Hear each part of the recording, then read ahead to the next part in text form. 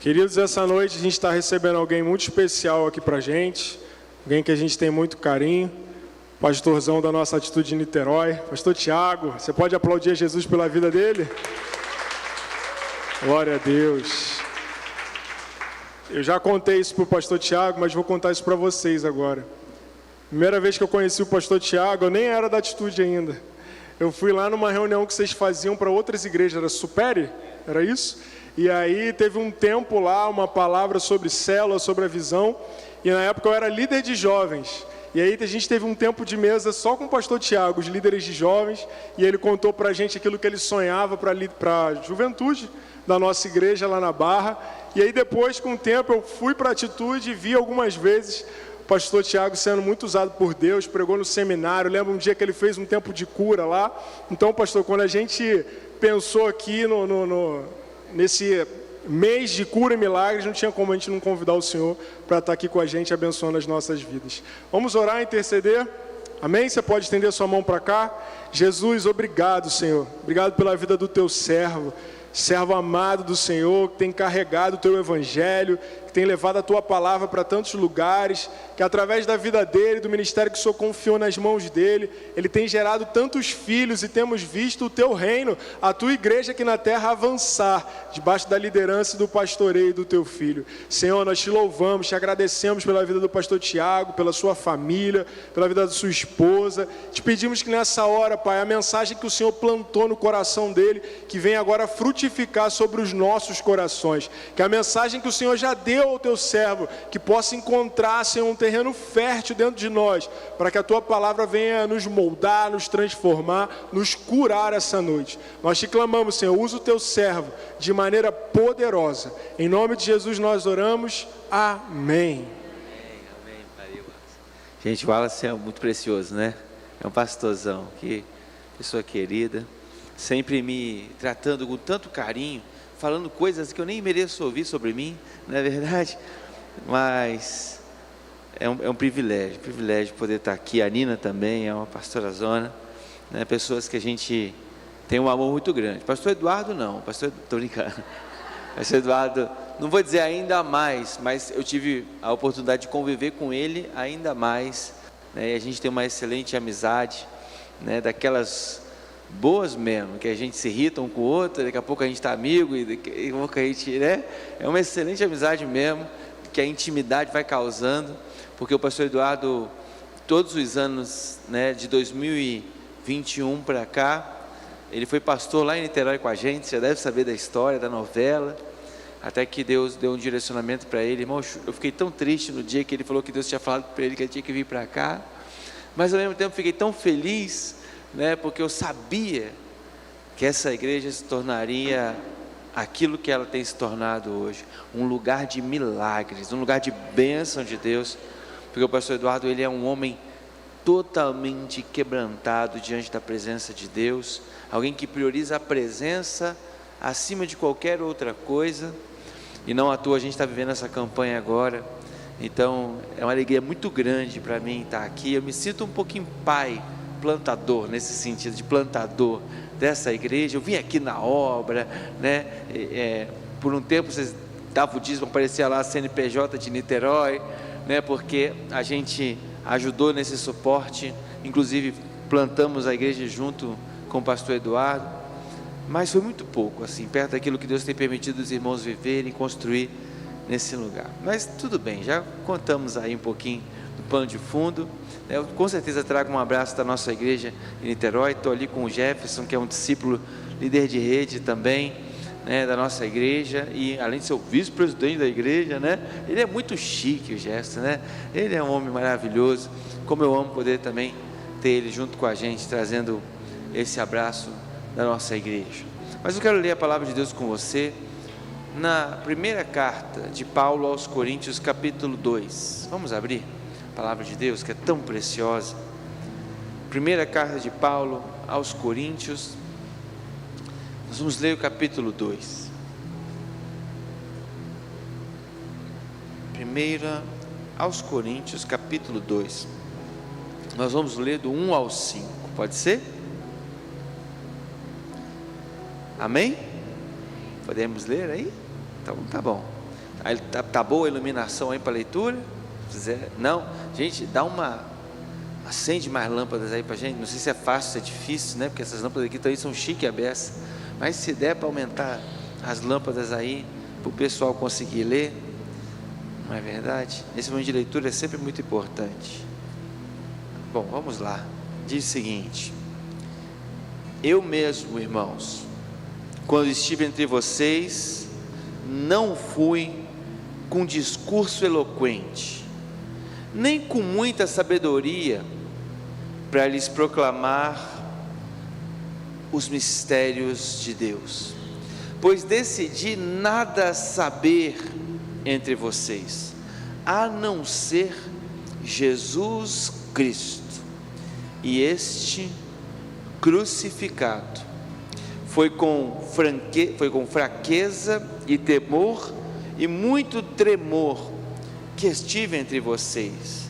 Minha mensagem e minha pregação não consistiam em palavras persuasivas de sabedoria, mas em demonstração do poder do Espírito, para que a fé que vocês têm não se baseie na sabedoria humana, mas no poder de Deus. Vamos orar? Pai, em nome de Jesus, mais do que a sabedoria humana, continua fazendo a manifestação do seu poder nesse lugar, em nome de Jesus, amém.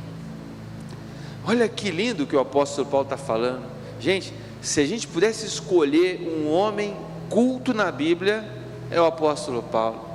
Ele foi ensinado aos pés de Gamaliel, conhecia a cultura romana, a cultura grega e a cultura judaica, e as três culturas ele conhecia muito profundamente,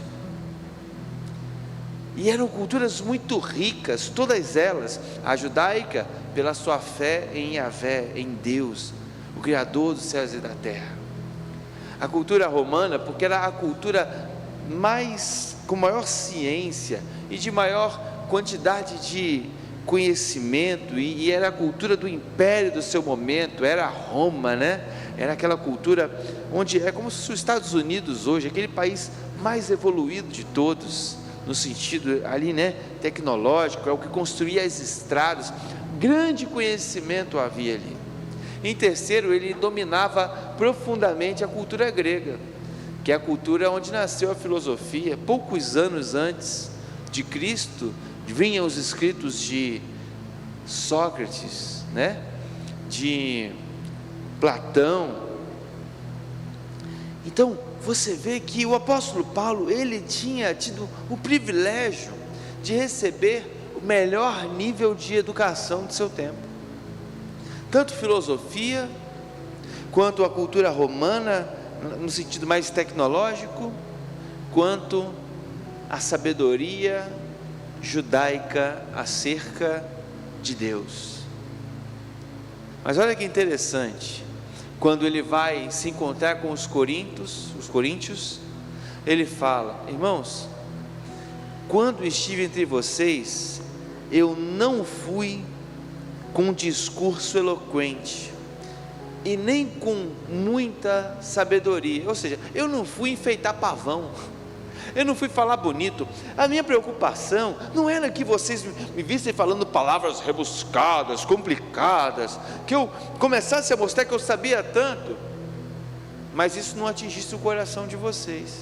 Irmão, não sei se você já assistiu uma pregação assim, que o cara fala tão bonito, você não entende nada que ele está falando, mas você fica impressionado, como que fala bonito, não é verdade? E eu não tenho nada contra, acho que esses irmãos que têm uma sabedoria, um conhecimento erudito, né? Eles são maravilhosos. O meu discipulador, o primeiro discipulador na Igreja Batista Atitude, era um homem extremamente culto, pastor Heinerson, um acadêmico de primeira. Quando ele pregava, eu ficava admirado, a quantidade de palavras novas que eu aprendi, anotava para depois pegar o significado delas. Mas é um homem também tão humilde, tão cheio de Jesus.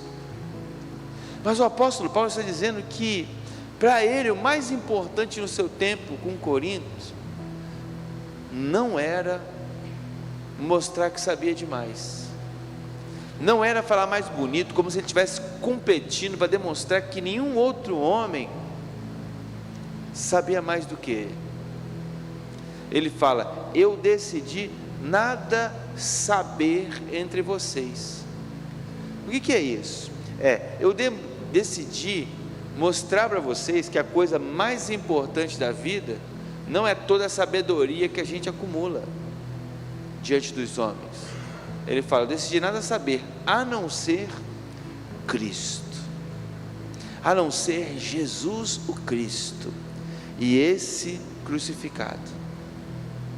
O que significa isso? Que o mais importante na vida de um crente não é se ele fez doutorado, mestrado, se ele fez nada disso, apesar de que, se você tiver a oportunidade de estudar, vai ser uma bênção. O apóstolo Paulo estudou pra caramba, e todo o conhecimento dele potencializou a quantidade de públicos que ele pôde pregar. Então, o conhecimento ele tem o seu valor, mas o apóstolo Paulo quis mostrar que, apesar de todo o valor, se ele pudesse ensinar alguma coisa importante para as pessoas, é que elas aprendessem a se colocar aos pés da cruz de Cristo, aonde todo conhecimento é derramado ali. E ele fala em Filipenses, né? Tudo que eu aprendi e sei, para mim é esterco, é um adubo para que o que realmente importa possa florescer na minha vida, a palavra de Deus. E Cristo é a palavra de Deus encarnada. É como se ele tivesse decidido nada saber, a não ser Cristo e esse crucificado. Eu decidi nada saber, a não ser Cristo tomando forma na minha vida. Eu fui aí para discipular vocês, para vocês aprenderem no detalhe como Jesus andou e o que ele fez.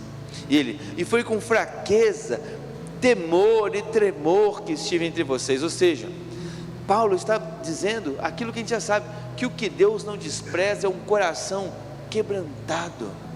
Ele fala: foi me humilhando, foi temendo a Deus. Eu queria que vocês sentissem o quanto eu temo a Cristo, o quanto a presença dele é preciosa, porque temor não é pânico. Temor é saber que uma coisa é tão preciosa que você não quer fazer nada errado naquela presença. O temor é aquele sentimento assim: eu tenho um cristal na minha mão, eu não posso carregar de qualquer jeito.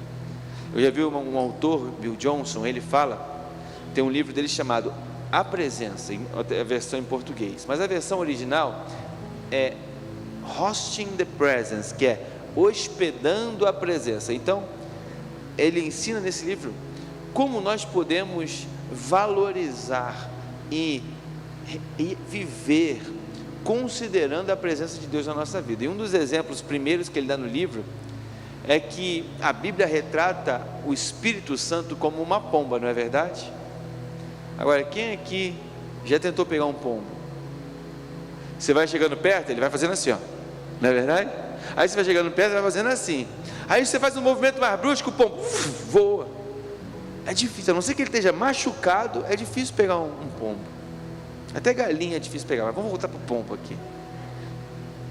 E ele fala: se você tem um pombo pousado no seu ombro, você faz o quê?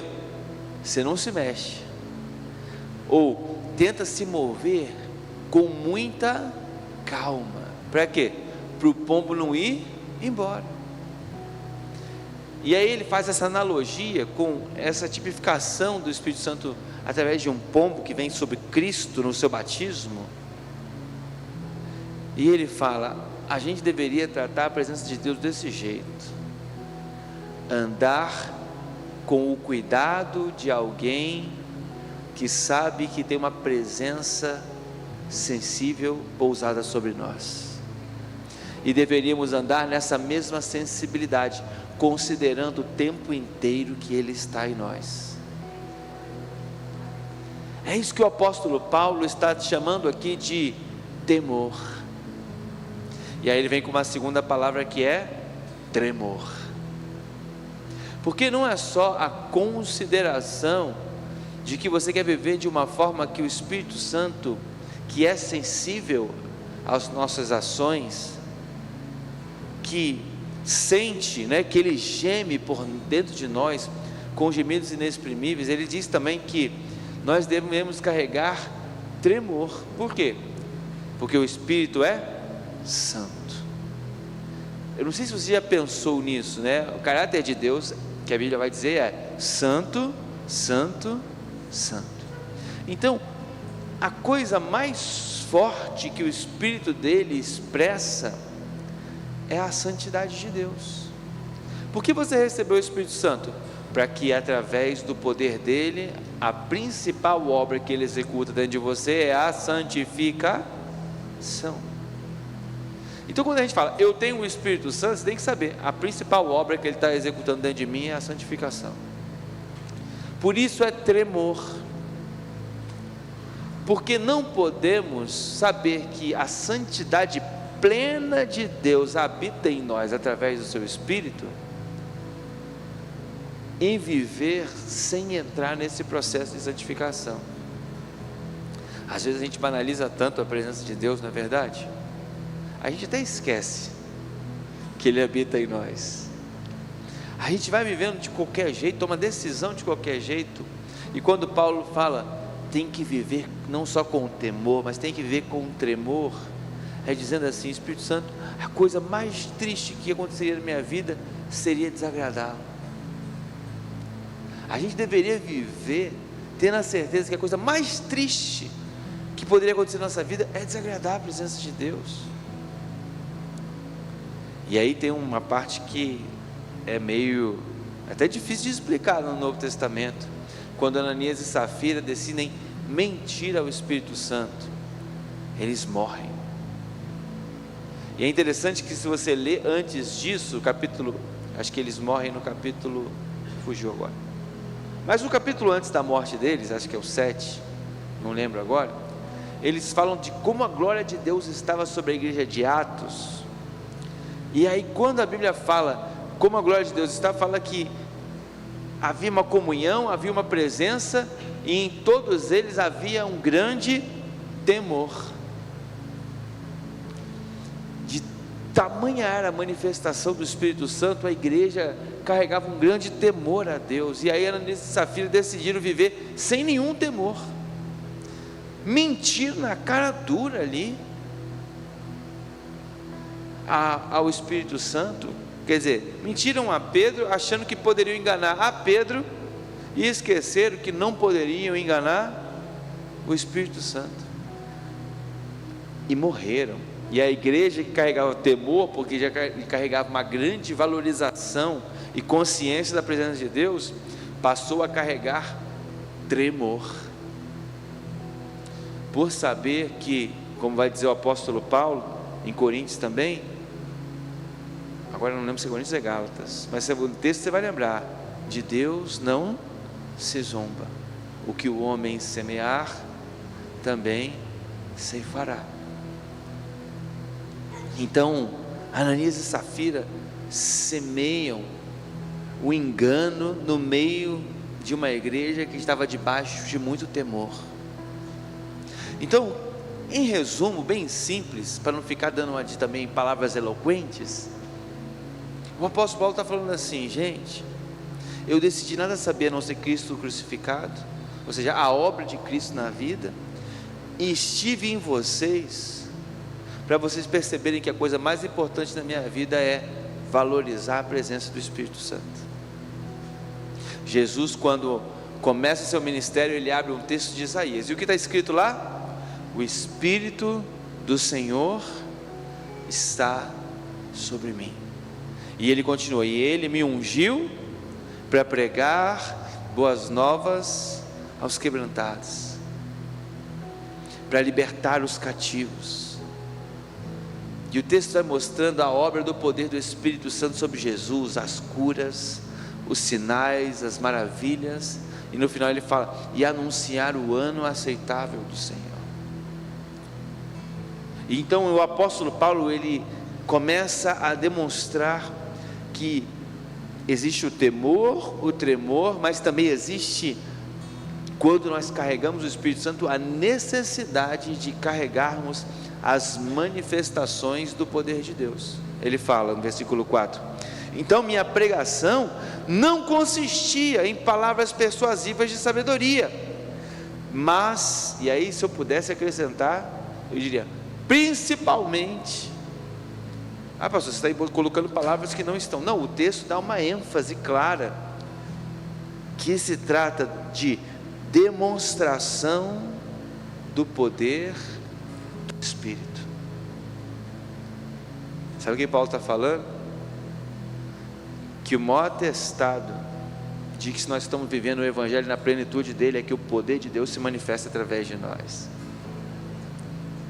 Mas quantos de nós não nos conformamos simplesmente de buscar ter as palavras persuasivas?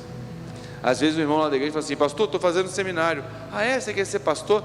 Não, é para ter mais conhecimento da palavra, para evangelizar. Eu acho maravilhoso. Não despreze o conhecimento.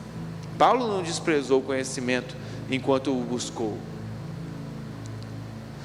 Mas às vezes a pessoa vai fazer teologia e nunca parou para contar para ninguém a obra maravilhosa que Jesus fez na vida dela, para ganhar essa pessoa para Jesus. Amanhã eu recebi um presente. Uma pessoa está precisando de emprego lá em Niterói. Aí uma pessoa do Rio me ligou: você pode ajudar essa pessoa, um jovem, a arrumar um emprego? Falei: olha, não sei se eu consigo, mas eu posso ajudar. Aí eu marquei uma reunião, um menino não é crente, vai me encontrar lá na igreja 3:30 da tarde amanhã. Ele está achando que é para arrumar um emprego, e eu estou achando que é para ganhar uma vida para Jesus.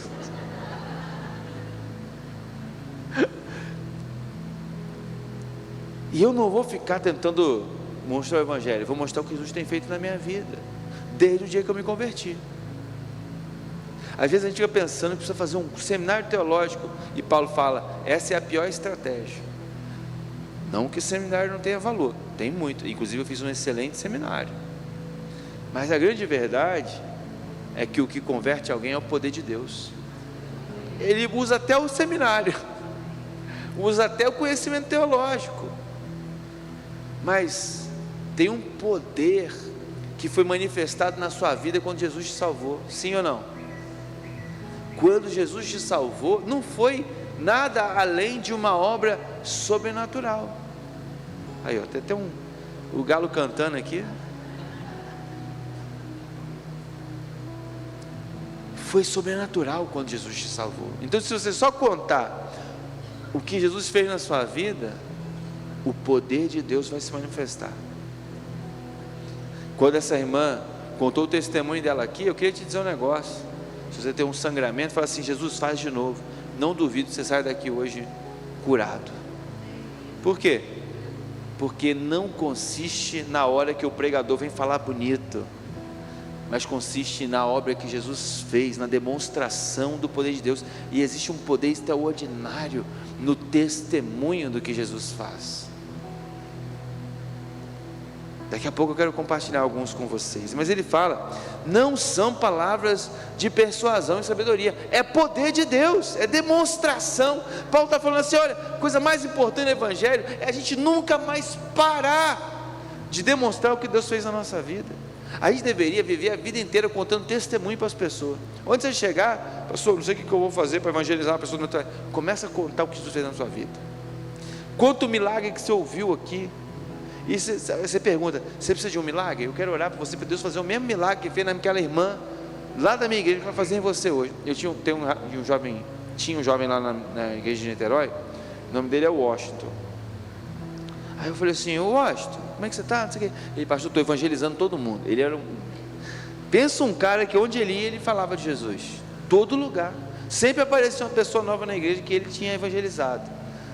Ele ainda estava precisando amadurecer algumas áreas da vida, assim, mas na área do evangelismo ele era um exemplo para mim. Aí teve um dia que ele estava compartilhando: pastor, fui a Campos, que meu pai mora em Campos, e chegou lá e eu evangelizei todo mundo, e todo mundo aceitou Jesus. Eu falei: caramba, nem eu estou fazendo isso aí. Aí me ensina aí o que você fez. Eu fiquei com a vergonha quando ele respondeu. Ele falou: pastor, você não vai acreditar, eu chego lá, eu fico contando as coisas que o senhor pregou domingo.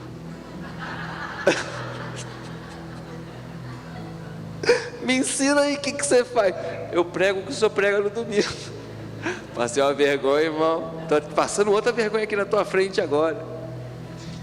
Quando ele falou que ele fica contando, não, o que o pastor falou no domingo, olha o que o pastor falou sobre família. Aí ele conta o que eu falei sobre família. Caramba, eu queria ter uma família assim. Aí eu pensando, gente, eu que falei, né? Porque a verdade é que a palavra de Deus, ela é poderosa. A gente que às vezes subestima o poder de Deus que está dentro de nós. Aí o apóstolo Paulo fala: o evangelho não consiste em palavras, mas em demonstração do poder do Espírito Santo. E o que é demonstração do Espírito Santo? Quem é que sabe como você pode demonstrar o poder do Espírito Santo amanhã? É literalmente, irmão, ter coragem.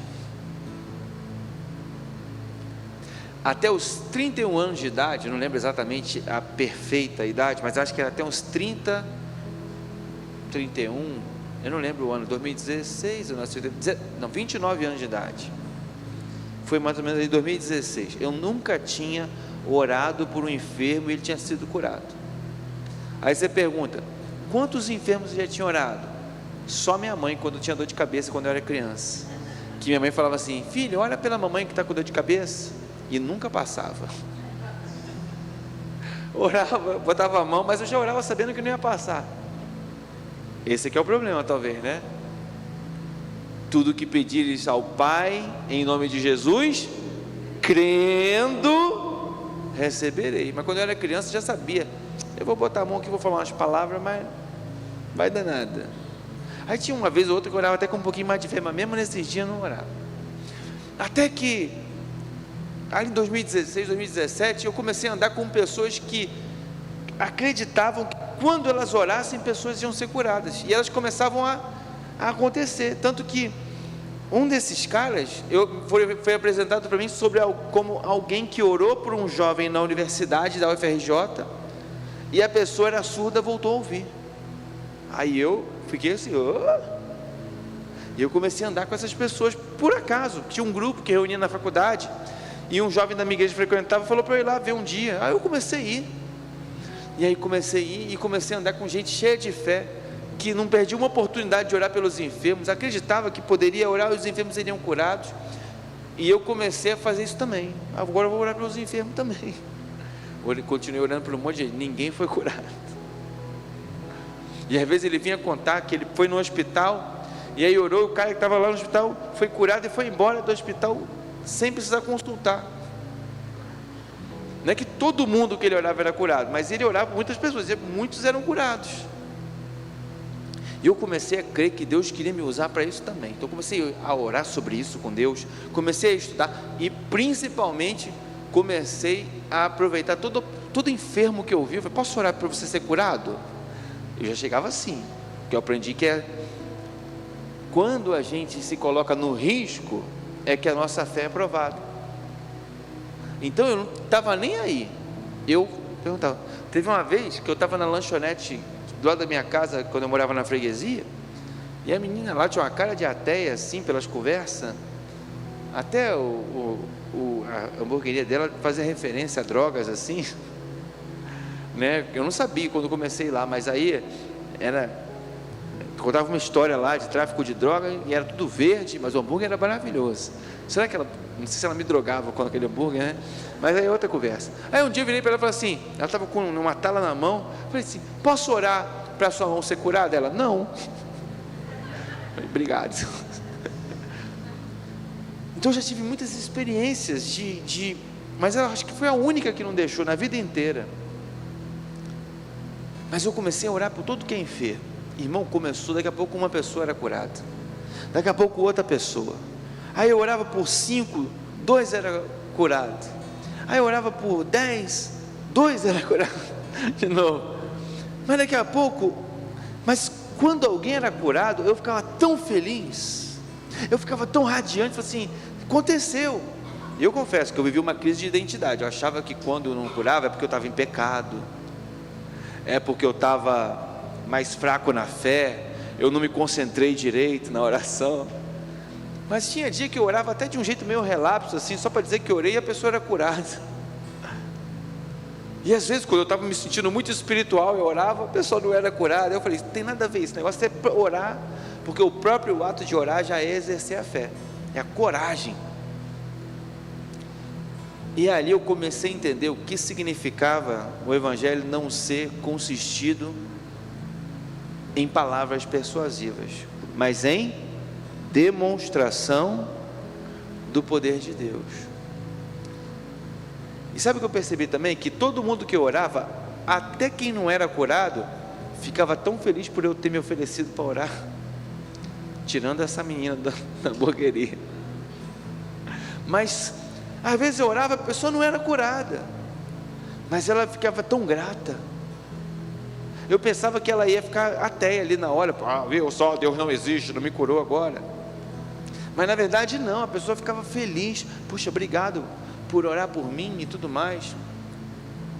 E irmãos, eu vou falar, depois que eu comecei esse negócio de acreditar que eu podia orar pelos enfermos e eles serem curados, depois de 31 anos orando e nenhum sendo curado, pastor, porque o senhor é uma pessoa, um ser espiritual com o dom da cura. Irmão, fala isso para os 31 anos antes.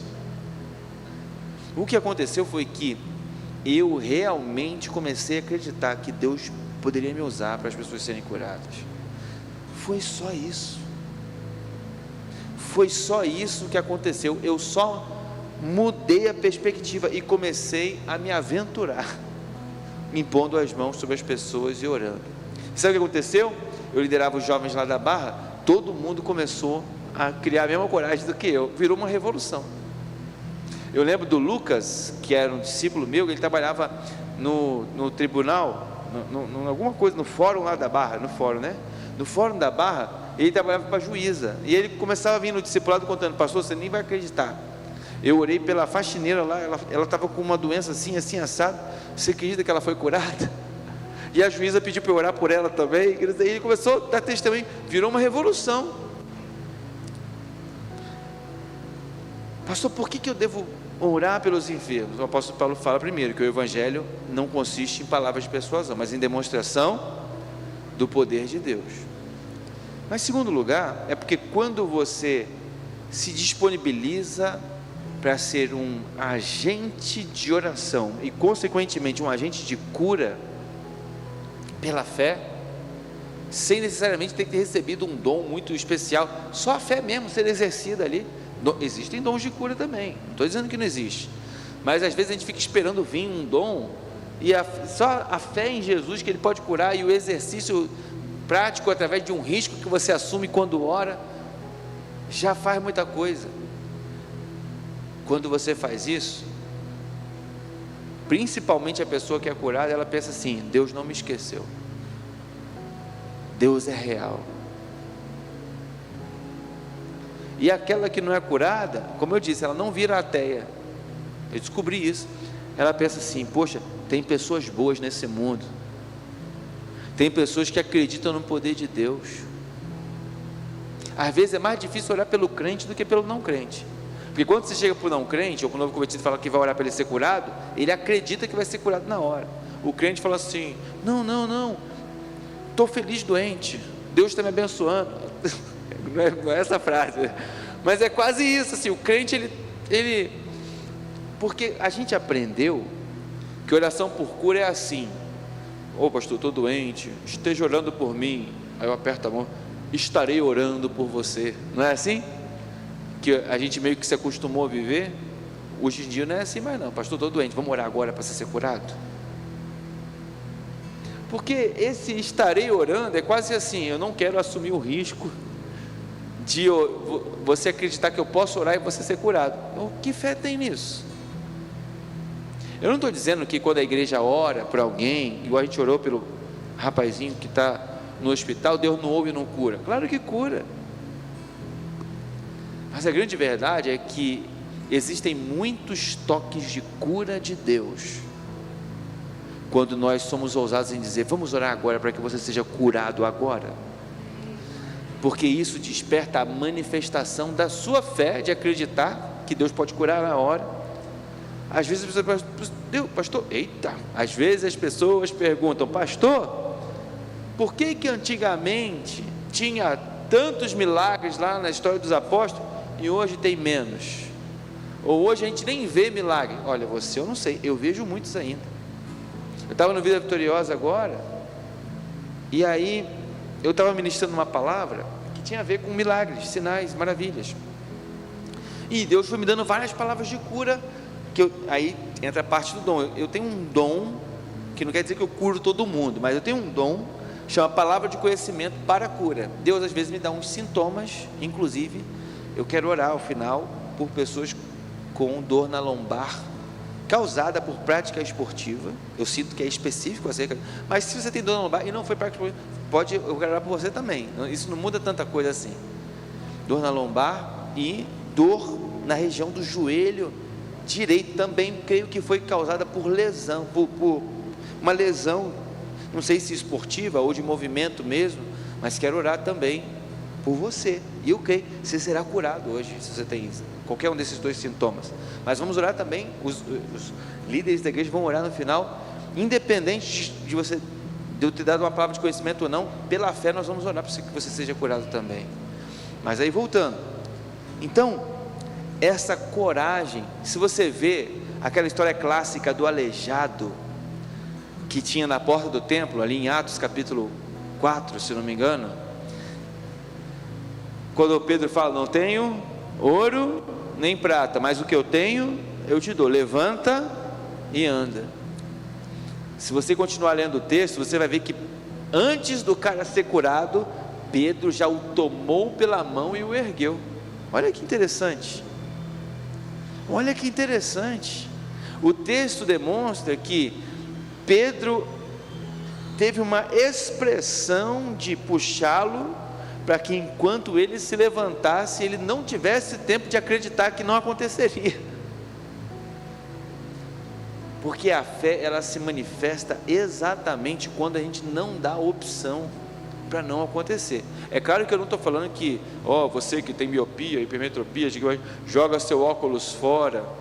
Se Jesus me desse uma direção espiritual, para eu te pedir para jogar o óculos fora, eu prometo que eu mandaria você jogar fora, mas eu não mando do nada, assim, joga o óculos fora, não sei o que, apesar de já ter vivido um evento, onde mais de 15 pessoas foram curadas de astigmatismo, de hipermetropia, né, e qualquer outra, e de miopia, 15 para cada, mais de 15 pessoas para cada uma dessas categorias. Foi no B1 Conference, em 2019, foi antes da pandemia, tinha 3.000 pessoas lá. Deus deu muitas palavras de conhecimento para a cura, mais de 1.200 pessoas ficaram de pé para receber oração pelos sintomas que foram descritos lá, e nessas condições de hipermetropia, astigmatismo e miopia, muitas pessoas foram curadas naquele dia. Tem uma menina que é a Gabi, que o tio dela virou membro, né, lá na igreja de Niterói, que ela não tinha sido curada na hora que todo mundo foi curado, mas no final ela teve tanta fé que ela falou, pastor, eu queria insistir, o senhor pode continuar orando por mim? E ela não tinha sido curada. Irmão, eu orei mais uma vez, ela não foi curada. Eu orei mais uma vez, ela não foi curada. Eu orei uma terceira vez, ela não foi curada. Eu falei assim, você tem fé para eu orar a quarta? Aí ela, tenho, eu estou aqui para isso. Na quarta vez que eu orei, depois que acabou a ministração, na quarta vez que a gente orou junto, ela teve a sua visão completamente restaurada, completamente. E toda vez que ela me encontra, ela para na minha frente e faz assim, só para dizer assim, pastor, foi real, até hoje eu não tive mais nenhum problema na minha vista. Então, e o tio dela, o Renato, que trabalha no som da igreja lá, sabe o Renato, cabelinho divididinho no meio? Renato, ele fica no som, é um cabelo dividido no meio, grisalho assim, magrinho. Deixa para lá, você não conhece o Renato, você está com cabelo de vista. Eu brincando, criança. Mas o Renato, ele serve lá na igreja, ele é membro lá, né? Ele sempre manda um abraço da Gabi para mim, né? Para a gente não esquecer. E foi tão lindo, porque ele não era crente. Aí ela falou: vocês têm que ir numa igreja aí do meu pastor, quando eu mudei para Niterói, né? Do meu pastor, que não sei o que. Aí ela conta a experiência do milagre. Aí ele começou a acreditar que Deus estava mesmo naquela igreja lá, por causa do testemunho dela. Olha como o testemunho e a demonstração do poder de Deus. Nessa conferência, tinha uma menina de Nova Iguaçu chamada Laís. A Laís, muito doida, convenceu 14 amigos não crentes de irem na conferência com ela. Impressionante, né? Nova Iguaçu, na conferência lá na Barra. Falou: vai ser um evento maravilhoso, tenho certeza. Convenceu 14 amigos aí com ela, tudo não crente. Aí nessa noite das curas, por que a demonstração do poder de Deus é tão preciosa? Nessa noite das curas, ela tinha um dos amigos que era o amigo ateu. Alguém falou sobre orar pelo joelho e restaurar as cartilagens, e aí então eu declarei isso e oramos sobre isso. Ele não tinha cartilagem do joelho, tinha desgastado, e aí a dor no joelho dele desapareceu na conferência, e os outros 13 amigos se converteram, por conta do que o ateu, que era o ateu naquele momento, foi curado. E aí todos falaram: é incontestável, se até o fulano, que é o ateu do grupo, se converteu. E aí, né, ela me deu testemunho depois do dia, né, no dia seguinte da conferência, ela me contou o que tinha acontecido. E eu fiquei assim: Deus, obrigado por eu ter tido coragem de ministrar naquele dia, porque eu fiquei na dúvida se, poxa, mas é muita ousadia para a gente orar por tantas pessoas, não sei o quê, por tantos sintomas, vai que Deus não quer curar esse povo todo, eu estou inventando. Só que eu tinha sentido de Deus que Ele queria. Eu nunca mais vivi um momento assim, onde teve tantas curas no mesmo momento, mas naquele dia foi extraordinário. Eu lembro que até foi o dia que o Ademar de Campos pregou, ele cantou lá na conferência no ano de 2019. Enfim, então não consiste em palavras persuasivas, mas na demonstração do poder do Espírito, para que a fé que vocês têm não se baseie na sabedoria humana, mas no poder de Deus. Irmãos, eu quero dizer uma coisa para você: se a pregação do Evangelho virar discussão teológica da internet, a igreja morre em poucos anos. Você sabe por que tantas denominações nasceram e explodiram? Ah, pastor, por causa do racha. Não, tira o olhar ruim, pensa no olhar positivo. Eu estava ouvindo o neto num podcast, então não é fofoca nem mentira, o neto do Davi Miranda. Sabe o que é o Davi Miranda? É o fundador da igreja Deus é Amor. É aquela igreja que tem um roupão, né? Tem uns costumes muito esquisitos. Mas o neto do Davi Miranda falou assim: você sabe por que uma igreja tão esquisita no sentido doutrinário cresceu tanto? Porque o Davi Miranda naquela época era tão homem de Deus que tinha histórias e histórias de mortos sendo ressuscitado, de pessoas sendo curadas, de palavras proféticas tão íntimas, que a Deus é Amor tem muito essa cultura da palavra profética, né? E aí ele fez a crítica e os elogios, né? Porque ele falando da Deus é Amor, ele está falando de dentro, e nesse podcast ele falou das qualidades e dos defeitos, mas falando das qualidades, ele falou: era tanta manifestação de Deus na igreja. Por quê? O povo orava, aquele roupão lá, as irmãs caem para dentro da oração, né? Ele falou: o povo orava. E o meu avô, ele era neto, né? Ele é Davi Miranda neto, literalmente. E o meu avô, ele vivia debaixo de um grande quebrantamento de Deus. Aí ele fala: ele cometeu muitos erros, porque ele trouxe muitos costumes humanos para a denominação. Essa é a análise do próprio neto falando, tá, gente? Não estou falando mal da Deus é Amor, não. Estou falando o que ele falou. Mas o que me impressionou não foi o que ele criticou, que tem que melhorar. Foi que uma denominação que tem tudo para não crescer, porque os costumes são muito rígidos, por que ela explodiu? Porque alguém tinha fé. Alguém tinha uma fé muito grande para manifestar milagres. Tem crente que não gosta da Igreja Universal, mas eu não posso negar para você que, independente se você gosta ou não, então uma coisa que essa igreja está fazendo é provocar a fé das pessoas. Ah, pastor, eu acho que é mentira os milagres. Irmão, pode ter, Não sei se tem. Posso dizer uma coisa para você? Tem muito milagre verdadeiro lá dentro. Muito! Exageradamente. Sabe por quê? Porque, independente se você acha qualidades ou defeitos, eles têm um princípio de que o Evangelho não consiste em palavras de persuasão. As críticas que você pode ter, que eu também posso ter, não é o que eu estou querendo dizer assim. A Assembleia de Deus, irmão, me fala um lugar no mundo, qualquer lugar, onde não tem uma Assembleia de Deus. Fala para mim um lugar que não tem. Eu vou no bairro mais longe da cidade menor que existe, tem uma Assembleia de Deus na última rua.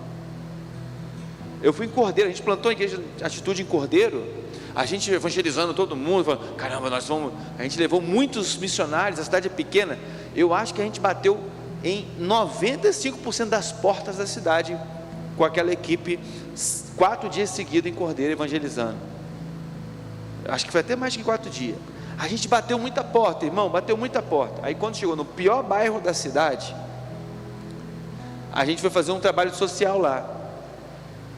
Quando chegou no pior bairro, no final da última rua, a gente falou assim, chegamos atrasados. Tinha uma Assembleia de Deus lá. Eu fui num sítio, num evento, não sei se, no retiro de... Eu fui ver um sítio para o retiro de casais. Irmão, pensa assim, um sítio isolado, quase na montanha assim. Mas tinha um vilarejo assim, que as casas ficam a mais ou menos uns 300 metros de distância de cada casa. Muito, e pouca casa. Aí eu estou passando naquela estradinha assim, uma casa, aí anda mais um pouco, outra casa, anda mais um pouco, outra casa, daqui a pouco, uma Assembleia de Deus. Não é assim? Aí eu fui na África, um monte de Assembleia de Deus.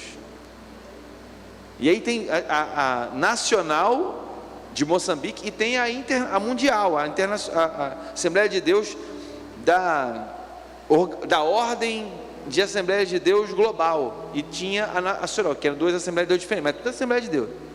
Por que eu estou falando isso? Qual é uma das origens principais da Assembleia de Deus? O movimento da Rua Azusa, onde o Espírito Santo chacoalhou. E aí vieram aqueles irmãos holandeses, fruto desse mover de Deus, em Belém do Pará, e ali, um mover explosivo de Deus começou a acontecer no meio daquelas pessoas. Pastor, mas teve um racha aqui. Irmão, se a gente olhar os defeitos, a gente não vai elogiar nem a gente. Atitude é cheia de defeito.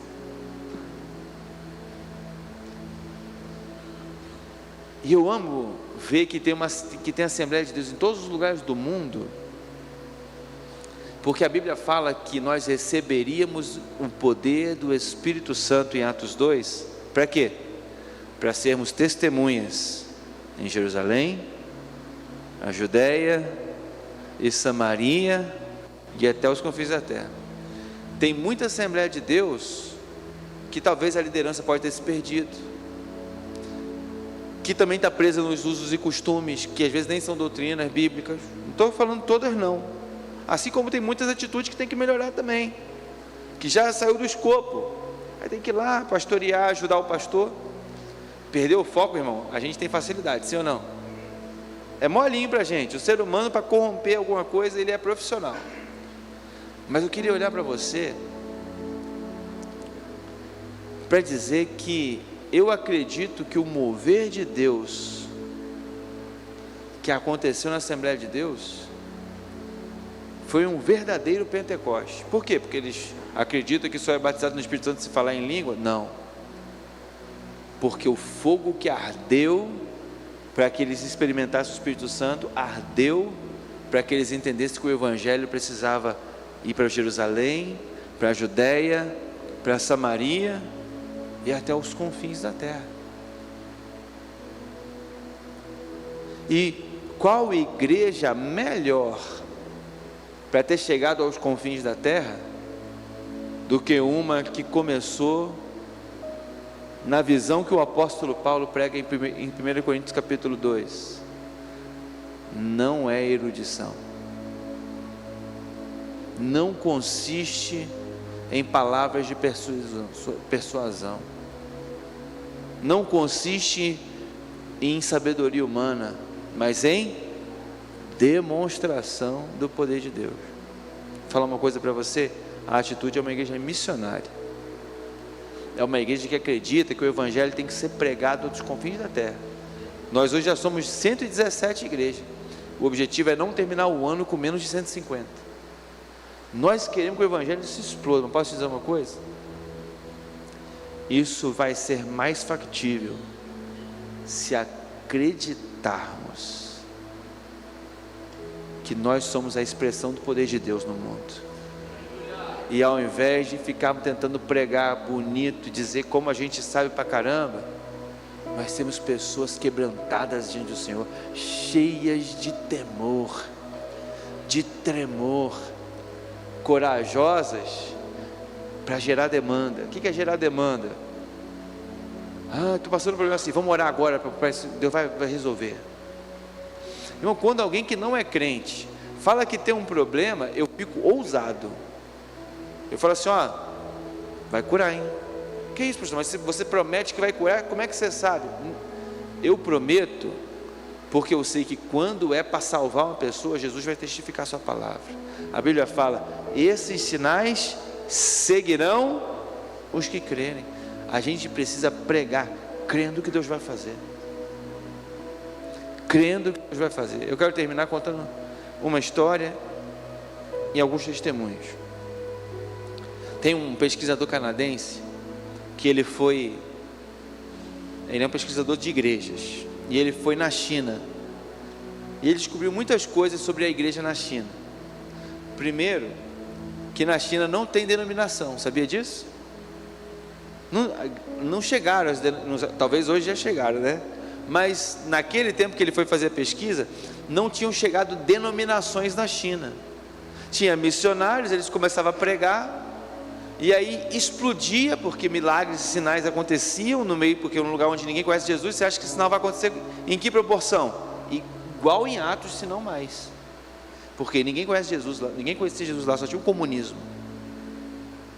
E aí os missionários chegavam lá, começavam a pregar um pouquinho de Jesus, milagres começavam a acontecer, gente era curada, e aí era tão explosivo que mesmo não tendo denominações, existiam pastores missionários que tinham começado aquela obra, e eles tinham virado em pouco tempo pastores de 2 milhões de pessoas, que era a soma de pessoas que tinham sido cridas e sido batizadas nos povoados por conta dos grandes sinais e maravilhas que aconteciam, porque os sinais eram demonstrados no processo de evangelização. Quanto menos as pessoas souberem sobre Jesus, maior a chance de acontecer milagres na pregação do evangelho.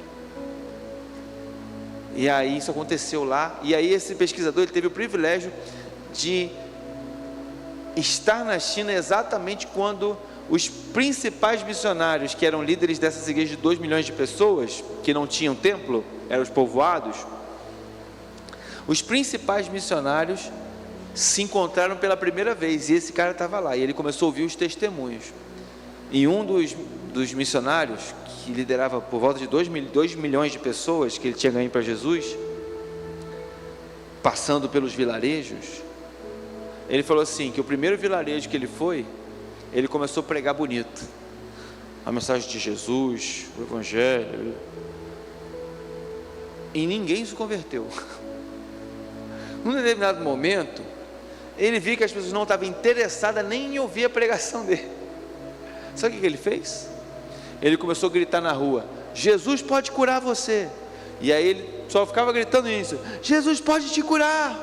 Você quer testar? Jesus pode curar você. E tudo que ele falava é: Jesus pode curar você, Jesus.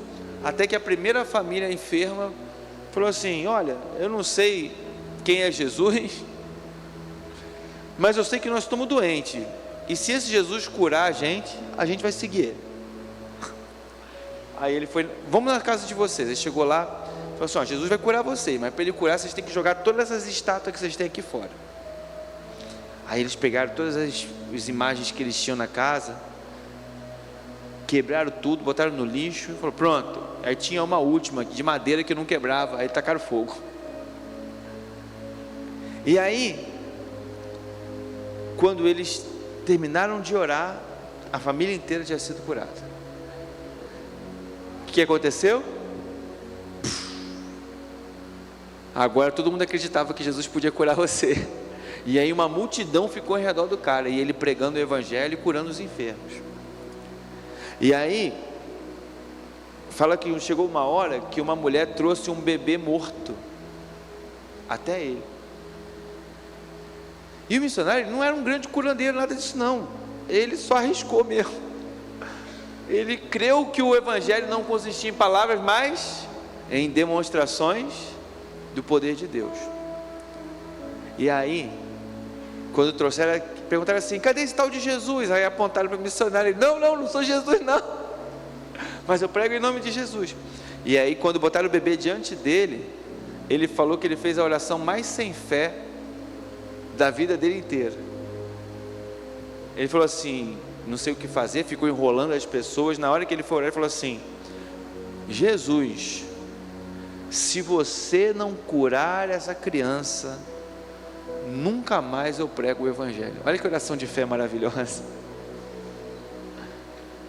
E a criança ressuscitou. E aí é isso, ao longo disso, ele foi de povoado em povoado, discipulando pessoas. Falou que nessa época inicial, era tanto desejo de Deus de salvar as pessoas, que até o tio de uma menina bêbado expulsava demônio das pessoas batendo com a Bíblia na cabeça. É um negócio que você não tem nem explicação, né? Por quê? Porque era um contexto onde Deus queria fazer o evangelho se alastrar. Ao longo do tempo, o discipulado ia acontecendo, porque imagina, como é que você discipula e amadurece as pessoas na fé que acabaram de se converter?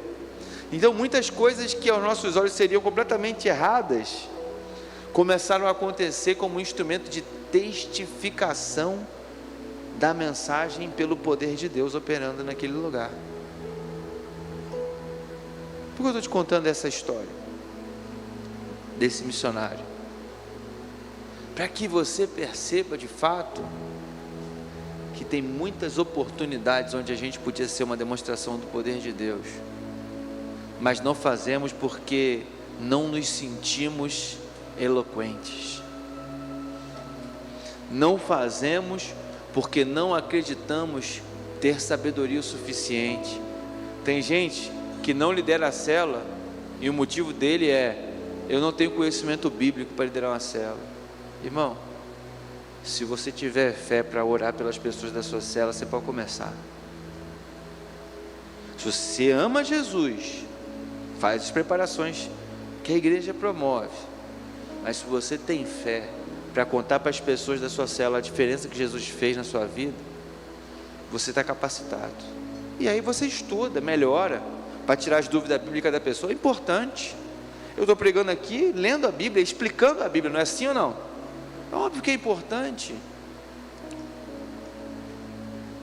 Mas se você for uma expressão do poder de Deus, você pode ter certeza, o evangelho vai prosperar onde você está. Mas eu queria nesse momento dizer que ele vai prosperar na sua vida, porque não adianta nada eu pregar esse monte de o evangelho é o poder de Deus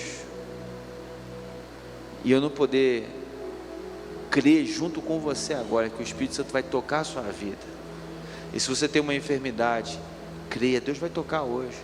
Ah, pastor, mas e se uma pessoa que está aqui não for curada? Amém, irmão, continua crendo, não abandona a fé de que Jesus pode fazer, não. Agora, nós vamos ser coroados aqui hoje, enriquecidos com muitas pessoas onde Deus vai manifestar de uma forma, e elas vão ser marcos de que Deus está operando hoje aqui. Pastor, por que você fala com essa certeza toda? Porque eu nunca vi Deus não testificar a mensagem dele. Por isso que eu falo com essa certeza toda.